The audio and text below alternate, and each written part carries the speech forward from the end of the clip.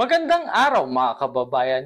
Ang inyong Tactical Operation Wing West sa pangunguna ng Office of the Directorate for Civil Military Operations ay nakapagsagawa ng 58 aktibidad para sa buwan ng Hulyo. Dumalo ang ating wing sa isinagawang West Philippine Sea Advocacy Awareness Campaign na inorganisa ng Palawan News noong ika-5 ng Hulyo. Ang aktibidad na ito ay para makapagbigay ng mga napapanahon at makatotohanan ng impormasyon patungkol sa West Philippine Sea. Dinaluhan din ito ng iba't ibang ahensya lalo na ng mga estudyante ng Palawan State University.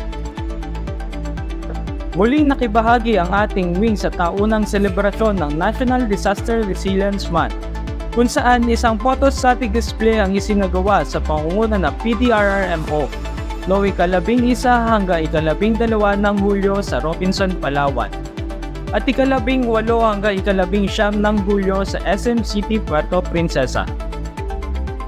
Nakibahagi ang ating wing sa isang parada na inorganisa ng grupo ng Sulong West Philippine Sea bilang kauna-unahang malaking hakbang sa ating isinusulong na kampanya na ang West Philippine Sea ay atin, na may temang Pilipinas ang nanalo, Pilipino isulong mo, noong ika-12 ng Hulyo na ginanap sa Rizal Park, Barangay Liwanag, patungo sa Provincial Capitol Convention Center.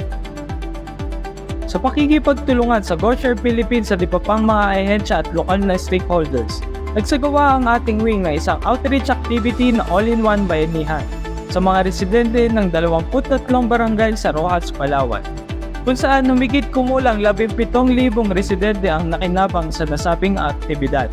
Iba't ibang serbisyong medikal at pamimigay ng kagamitan sa eskwelahan, mga pagkain at kasuotan ang naipamahagi sa komunidad na ito na ginanap noong ika-19 hanggang 21 ng Hulyo. Nagpamalas ang inyong Air Sentinel Band ng kasiyahan at kaaliwan sa mga kalahok sa isinagawang pagdiriwang ng anibersaryo ng Palawan National School Batch 1989 noong ika-21 ng Hulyo. Alam mo ba na ang West Philippine Sea ay nagpro-produce ng mahigit sa 300,000 metric tons na isda? Kaya nitong pakainin ang mahigit sa 1,000,000 Pilipino. Kaya patuloy natin itong pangalagaan. Kaisa ka ba? Tara na!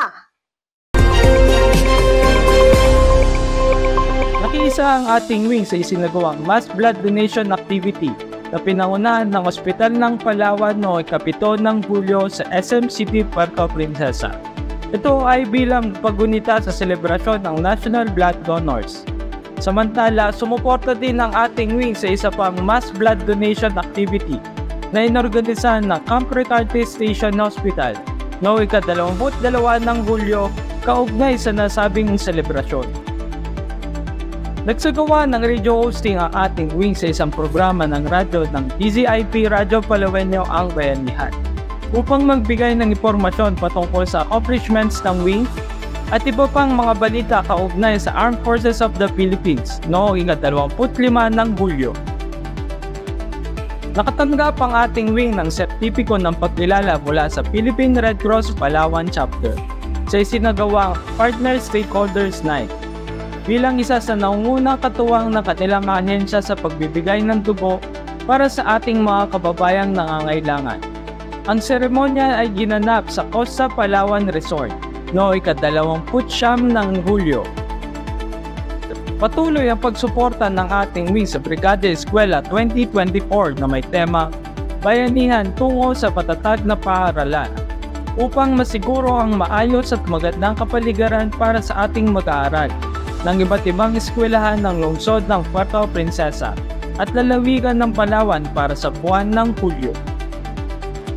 Nagsagawa ang ating wing ng distribution of leaflets ukol sa e-clip, distribution of object merchandise, at preventing and countering radicalization and violent extremism sa ginanap na Peace and Development Forum sa Barangay San Jose, Puerto Princesa City at sa eskwelahan ng SB Montessori para sa buwan ng Hulyo.